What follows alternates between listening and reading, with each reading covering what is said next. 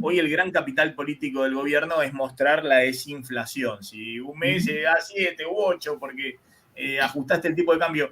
Tanto es así que hay una discusión si el mes que viene, cuando bajan el impuesto país 10 puntos, lo van a compensar con una suba equivalente del tipo de cambio oficial. Antes de comenzar, una sugerencia. Suscríbete ahora a Play en el botón de suscripción o en el link debajo del video. Ahora sí, comencemos. ¿Qué estás viendo vos en la dinámica de la economía actual? ¿Cuáles son las fortalezas y debilidades que estás viendo del actual programa económico? Bueno, creo que lo planteabas vos recién. Es decir, me parece que acá tenemos, o sea, la etapa fiscal o la etapa de superávit fiscal está por ahora cumplida y además da la impresión de que va a seguir cumpliéndose. Ahora se va a presentar supongo el presupuesto 2025 y ahí se va a intentar ratificar. Tenés el problema del rollover de la deuda, que tanto en pesos como en dólares, porque la de pesos ahora empieza a competir con el crecimiento del crédito al sector privado, digamos. Ahora es el sistema financiero el que elige si le sigue prestando al gobierno o le presta al sector privado, y ahí entra de costado el cepo, porque obviamente el cepo le facilita esta competencia interna al gobierno, porque no tiene que competir además con inversiones hacia afuera. Tenés el rollover de la deuda externa, que obviamente está siendo sometido a la idea de si hay repo, si hay acuerdo con el fondo, si hay plata de los árabes, si hay plata de alguien. Y por último, que no es un tema menor, y creo que es el que ha generado más estrés en el escenario, es que Argentina sufrió o está sufriendo todavía un shock externo negativo importante, ¿no? Porque han caído fuerte los precios de los commodities. Uno puede decir, bueno, es transitorio porque la tasa de interés internacional puede bajar por Estados Unidos. Bueno, pero es transitorio, pero si no tenés financiamiento, todo shock externo es permanente lo transitorio, digamos, ¿no? Y tenés la caída del real en Brasil, que si bien hoy no se nota, porque el nivel de actividad todavía no es muy fuerte, te puede generar alguna, entre comillas, digo, invasión de productos brasileños y la economía empieza a recuperar. O sea, tenés un sector externo y una política monetaria cambiaria que está bajo estrés, digamos, ¿no?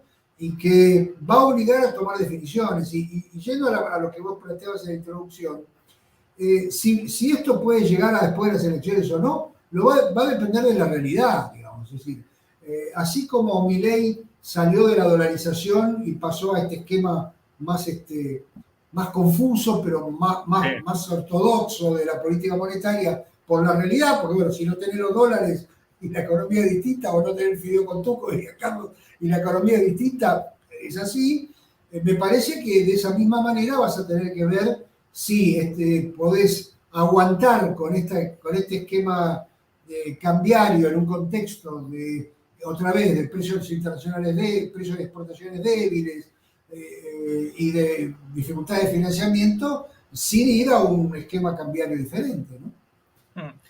Pero ¿cómo ves un poco la dinámica, ¿no? Porque obviamente el hacedor de política económica siempre, digamos, cuando la va llevando dice, ¿para qué me voy a anticipar? Porque por ahí me anticipo y se me desarma todo, se desata una dinámica de lo impensado. Y obviamente hoy el gran capital político del gobierno es mostrar la desinflación. Si un mes se da 7 u 8 porque ajustaste el tipo de cambio.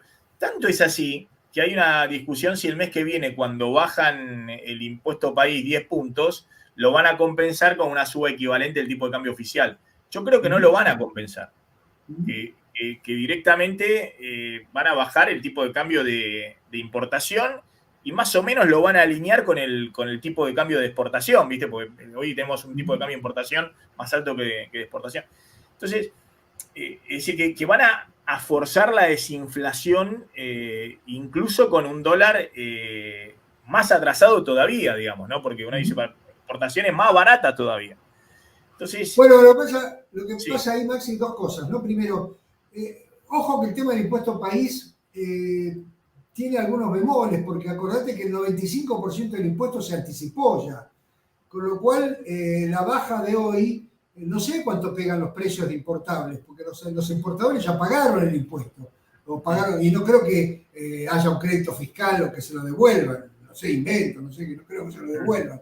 De tal que el efecto del impuesto país puede evitar que los precios sigan subiendo, puede ser que algún precio moderadamente baje, pero la verdad que los importadores pagan anticipado el impuesto, el 95% de la aduana, y solo les queda un pedacito para pagar acá. Segundo, eso es un efecto de una vez, digamos, ¿no? Si efectivamente se te da una vez y después sigue. Tercero, coincido con vos, yo creo que el gobierno está poniendo como énfasis la desinflación a cualquier costo porque es parte del activo político del gobierno y quiere mostrar eso, pero me parece que la tasa de inflación en este nivel, insisto, con la recuperación del crédito del sector privado, va a empezar a resistirse a bajar del 2,5, 3, si esa es la meta, digamos. No veo la tasa de inflación bajando mucho más fuerte. Puede ser un mes que lo tengas, pero es decir, la economía empezó a recuperarse. Cuando la economía empieza a recuperarse, el factor disuasivo o disciplinador de la recesión se frena, ¿no es cierto? Los salarios ya dejaron de caer, está bien, vienen de un piso, cayeron fuerte el año pasado, diciembre, etcétera, pero dejaron de caer, lo mismo que las jubilaciones. En fin, tenés elementos como que empieza a haber un dilema entre desinflar más fuerte o permitir que el nivel de actividad empiece a funcionar mejor, porque si no ya tienes que empezar a trabajar muy fuerte con la tasa de interés, que es la alternativa, digamos, en este contexto, y por ahora en ese dilema me parece que no están. Ahora, hay un elemento que no hemos tomado en cuenta o no lo pusimos sobre la mesa, que es el blanqueo, digamos. No sabemos si el blanqueo puede dar los dólares necesarios para que puedas prolongar el régimen cambiario, porque tenés los dólares del blanqueo y eso te permite un financiamiento gratuito, entre comillas, por un periodo, ¿no? Por eso esa es la pregunta que te hacía, digamos, porque la verdad que en este estado, en este momento, todas las salidas para el gobierno son malas, digamos, todas las movidas que puedo hacer en este momento son malas. Por ahí el gobierno está pensando, dice, bueno, y espero, porque a veces uno tiene suerte, qué sé yo. A veces sí, por ahí, lo que pasa es que está bien. Por ahí, no sé, o repunta el precio de la soja, o gana Trump y se ablanda el Fondo Monetario, o el blanqueo, qué sé yo, nos sorprende a todos, digamos. No sé si me entendés, digamos, me parece que el gobierno está en este estado. Te entiendo perfectamente y es la tentación que uno tiene cuando le está yendo bien, ¿no es cierto? Es decir, esta idea de, che, nos está yendo más o menos bien, no toquemos nada y apostemos al blanqueo. Ahora, es una apuesta riesgosa porque, digamos, hoy el tipo de cambio real no está brutalmente atrasado, digamos. Es decir, que vos podrías aprovechar para, como sugerimos nosotros en el artículo que vos mencionabas, primero tenés que sacar el blend, porque ya si no, ya no comprás más reservas en el Banco Central, y entonces podés aprovechar toda esta movida del impuesto país, del blend, y decir, bueno, unifico con inventos, 10% ahí arriba, junto. Y la verdad que el traslado a precios debería ser muy bajo en este contexto, porque en exportaciones no debería cambiar, porque el blend se transforma en tipo de cambio oficial, y como decíamos recién, en importaciones tampoco, porque bajás un poquito o lo mantenés igual. Con lo cual, me da la impresión de que no sería una jugada demasiado arriesgada unificar con un tipo de cambio un poquito más alto, que te dé un poquito más de aire, y ahí sí, mezclado con el blanqueo y con una política cambiaria que se parece más a la que querría el fondo, encarás las negociaciones de otra manera. Pero otra vez, estamos pensando en el aire, porque obviamente a lo mejor en la cabeza del ministro o del presidente, mira, no toquemos nada, tienen mejor información que nosotros respecto de si están consiguiendo financiamiento externo que nosotros hoy desconocemos, o tienen una apuesta al blanqueo mucho más fuerte de la que a lo mejor nosotros tenemos. Pero a mí me parece que no sería muy arriesgado hacer un retoque en el régimen cambiario, porque además el otro problema que tenés, y lo ves en las expectativas, o en el REM, o en el Latin American Focus Consensus, o donde vos quieras, es que la política cambiaria está siendo cada vez menos creíble. Y si se te vuelve menos creíble, cada vez es menos ancla, ¿no? Porque las cosas son anclas cuando vos decís, che, la verdad que se justifica, existe una flor de devaluación en diciembre, seguir al dólar es un problema. Ahora, cuando vos empezás a pensar que esta política cambiaria va a tener que tener alguna modificación, ya deja de ser tan creíble. Y a 3%, 4% de inflación, no es muy costoso moverte al 4%. O sea, la inercia sigue, porque si vos sos un empresario y la pifiaste con 20% de ajuste de los precios, estás afuera del mercado. Pero si la pifiaste con 3, bueno, el mes que viene haces un ajustecito y te quedas igual. O sea, me parece que hoy están dadas las condiciones para hacer una modificación de la política cambiaria sin que esto implique un desastre. Ahora eso, como decimos, como advertíamos en el artículo, no implica levantar el cepo. En todo caso es ir liberando importaciones, ir viendo estos temas cruzados del CCL, el MEP con el mercado oficial, todas estas regulaciones de la CNB, etcétera, y ir despejando el horizonte para generar las cosas. Ahora, cuanto más pase el tiempo, menos incentivo va a haber para hacerlo, porque te vienen las elecciones y no querés ruido antes de las elecciones, con lo cual me parece que claramente tenía que ser algo que pase en los próximos meses.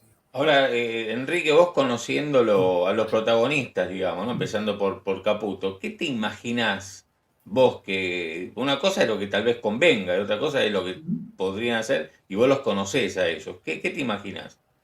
Bueno, más allá del conocimiento, acá hay un problema, te pasa en cualquier lugar, o sea, te pasa siempre en el sector público, que es lo que decimos siempre, enamorarte de los instrumentos, ¿no? Derivado de que te está yendo bien, de que no querés hacer olas, de que, bueno, es decir,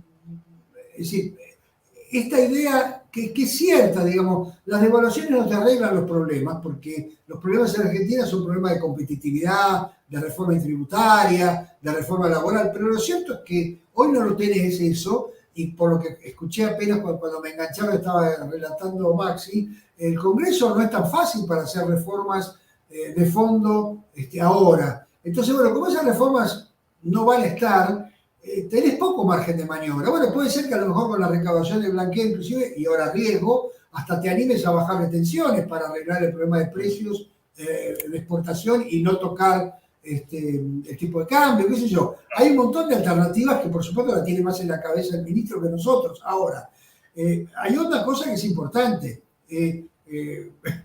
Yendo a lo futbolístico, los rivales también juegan. Entonces, cuando vos tenés una pelea con el mercado, no la ganás nunca. O sea, las peleas con el mercado siempre se pierden. Lo que pasa es que una cosa es si estás dispuesto a llegar a los penales y a pelearla, o si estás dispuesto a ir todo para adelante y correr el riesgo que te goleen. Yo creo que hoy todavía el gobierno tiene las condiciones necesarias como para pelear tranquilo este esquema y no arriesgar demasiado si te equivocás. Ahora, a medida que pasa el tiempo, eso puede ser más riesgoso y puede ser que el ministro, si tiene la convicción de que consigue financiamiento, se quede en este camino, pero si no la tiene o si está más dudoso, bueno, tenga que hacer algo, digamos.